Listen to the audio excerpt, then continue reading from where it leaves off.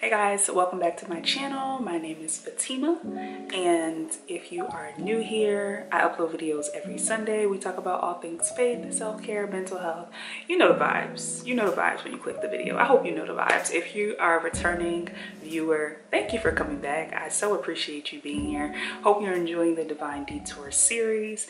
So this video is probably going to be a little less practical, and it's going to be more of just me sharing my thoughts. I'm actually thinking about doing this as a live, so we'll see. But the topic I want to talk about today is really how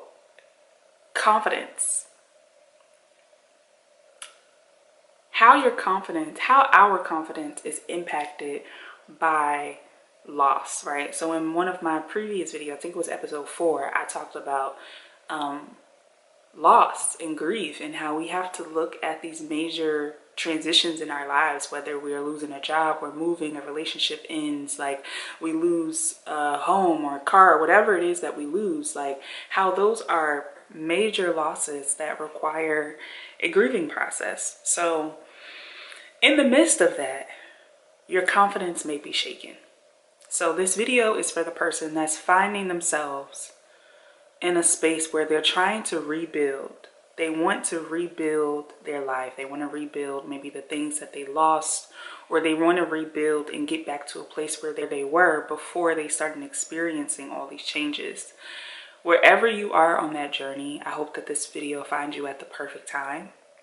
And I hope that it gives you a little bit of encouragement. You may find in your situation, like maybe you are someone that is a creative as well. I mean, I think we're all creatives, honestly, but I think you know what I mean. You're someone that maybe you create content, or you create music, or you create art, and you're feeling like, man, I can't find my rhythm. Like I'm struggling to find my footing again.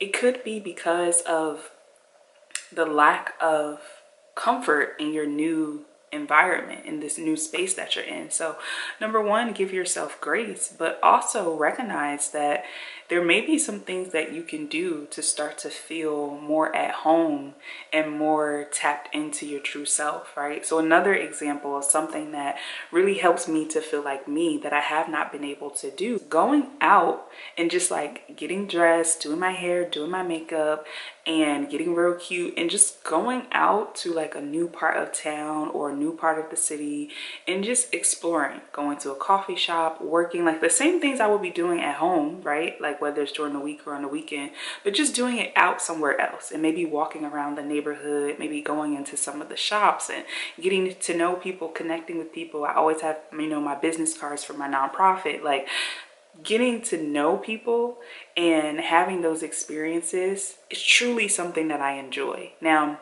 when most people say like, oh, what are your hobbies? What do you like to do?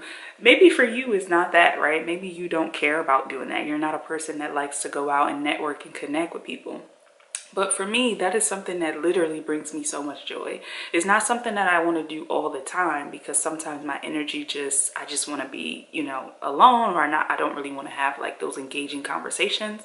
But when I have those moments and I really want to be in that energy, it's so difficult to be in a space where I don't have access to those places. So, or if I have access to those places, they are extremely far and like out of the way. So it's not something that I can do as consistently as I would like to.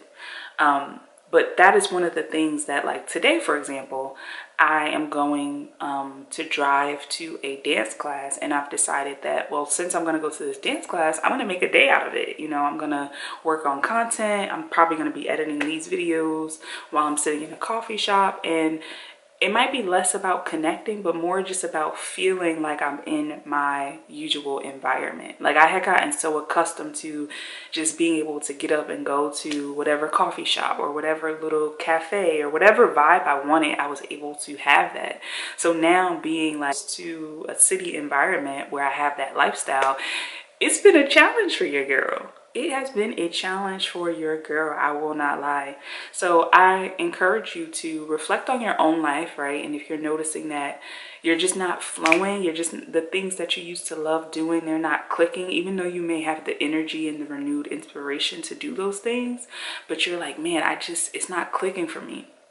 Maybe just consider like, what are ways that you can start to feel more at home and more in your home frequency, in your home vibe of yourself, right? Where your body feels like home. How can you cultivate that? That's been a journey for me, because like I've said plenty of times before, 2022 was rough, and it really required me to intentionally find pieces of home within myself. So I'm going to give you a question that my therapist asked me. And the question she asked me was, what does home feel like to you? What does it feel like to you? Reflecting on what home means to you, you're reflecting on what are those things that maybe the divine detour that God sent you on has you stopped doing because you felt like you couldn't tap into that energy anymore. And I want to challenge you to consider maybe changing your perspective or even changing your environment. So something that I noticed during this period of time is that when I'm sitting here recording, I don't feel comfortable. I just don't. I'm gonna be honest with you. I don't feel comfortable. Even seeing myself on camera, it doesn't look like me, you know? And that may sound so like vague, but it doesn't. It doesn't look like me. It doesn't feel like me. But when I'm sitting in my car, I notice that like I feel like I'm at home in my car, you know, because my car is literally like my sanctuary. It's like that's where I pray. Of all the transitions I've been to, I've had my car in just about every single one of them. You know, that's where I've had my highest moments and my lowest moments. That's where I've talked to God. That's where I've talked to my loved ones. That's where I've had really difficult conversations. That's where I've experienced really big breakthroughs. So it's like sitting in my car, I feel like I'm at home, you know. And I've actually been thinking about that, where I'm like, I might do my next live stream in my car. Like I might just sit in my car and go live and we just hang out in my car, because something about that energy just feels so authentic and pure. And I mean, sitting here right now, I do feel a little bit better, but it's not 100% me. It's not 100% me in my full like mode, because it's something that I'm still trying to cultivate for myself, and rebuilding for myself after a year of a lot of loss. So yeah, that was me being a little vulnerable, because I really didn't intend on sharing as much as I did, but I feel like it's important because this is something that I've really been struggling with, and it's where I really am. So I can't sit here and show up and say I'm going to have a series about divine detours and how God has taken me on these detours and not share with you guys like some of the things that I'm really struggling with. You know, that's the whole point of this. So this is what I've been struggling with recently. Like my confidence has been struggling. I've been feeling like, do I still have it? Like that live stream I did about fasting, I wanted to stop that about 5 minutes in. I was like, girl, I'm about to stop this, pretend like it never happened, because I felt so overwhelmed. I felt so uncomfortable and out of my comfort zone. And I knew, I could sense in that moment that that was literally nothing but the devil trying to stop me from doing what God had clearly told me to do, which was to talk about fasting. And it's like, of course, all the things would go wrong when I'm talking about fasting, because hello, fasting is only going to bring you closer to God. It's only going to bring you and me closer to God. So of course I would have all the technical difficulties in the world to prevent me from sharing that video, but I posted it anyway. And I posted it anyway because I'm like, that's not going to stop me. That's not going to stop me. So I encourage you, if you're feeling discouraged and maybe you're creating things that you're just like, man, I don't got it anymore. Like people not showing up, people not supporting it. I don't feel like I have it. I feel uncomfortable. I feel like I'm not really sure of myself. Or maybe you're feeling unsure of yourself in your job, or you're feeling unsure of yourself in your relationship, or in your church life, or in your family life, or as a parent, whatever area it is. I encourage you to really just sit with that for a second and ask yourself, like, yes, you know, these things have changed. I'm aware that these things have changed, but what can I change within me, and even maybe in my physical environment, that will help me to feel more comfortable? And how can I push through these feelings of discomfort so that I can get back to a place of total confidence, right?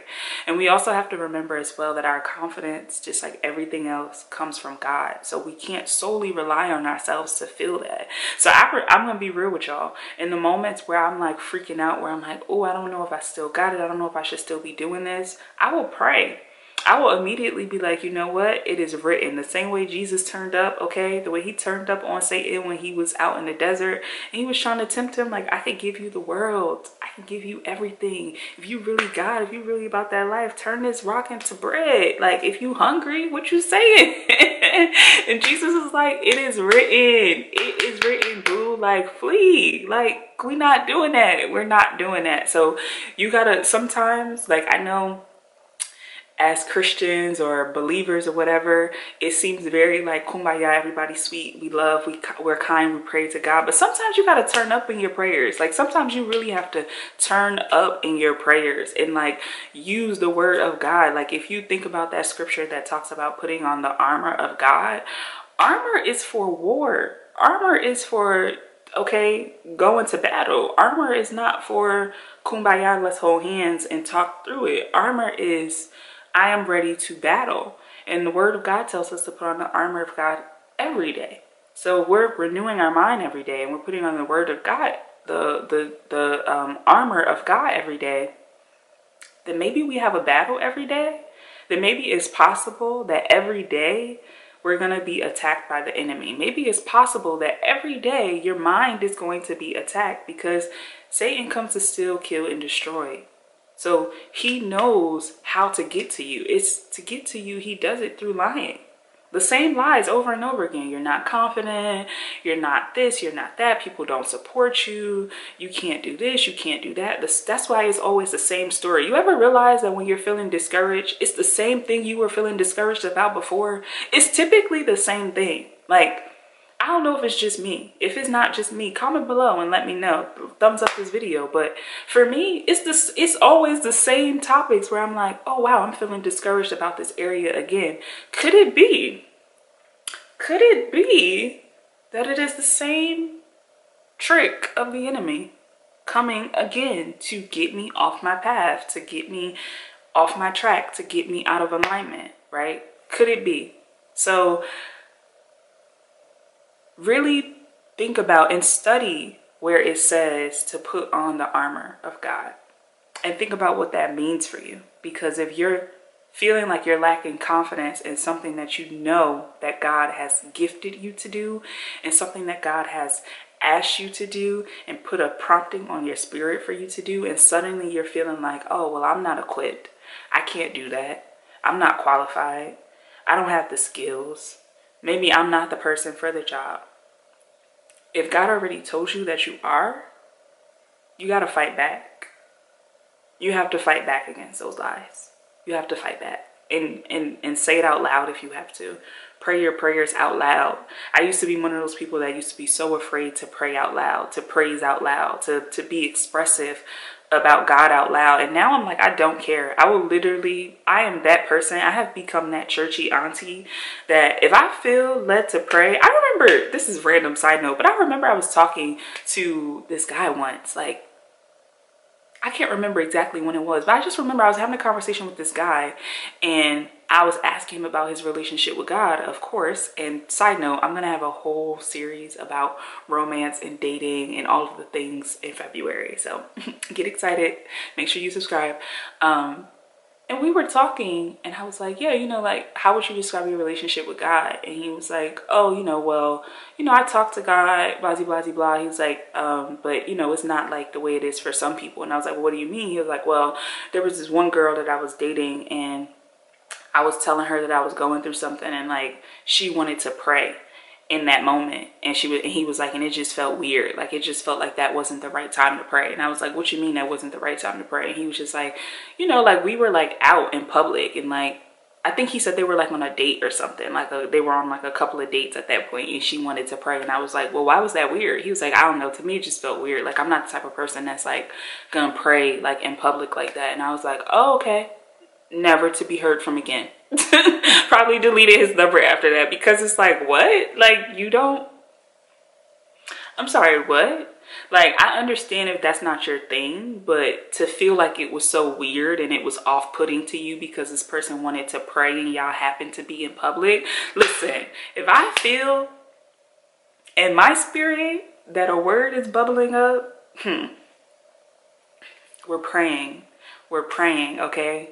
The way that you milli rock on any block, I pray on any block. Literally, I do not care. I'm praying. Praying in my car, praying at the grocery store, praying for the random person on the street. I'm praying when I feel led to pray. And that's just what it is. And that's just what it is. I don't even know how I got on that tangent. I don't remember what I was talking about before I got on that tangent. Oh, fighting back with your words, being bold about it, bucking up on the enemy when you have to. Nuck if you buck, if you have to, okay? Like... I'm getting hungry and I actually need to go. So I'm gonna wrap this up because I feel like I'm being silly now. But I really hope that you guys understand where I'm coming from.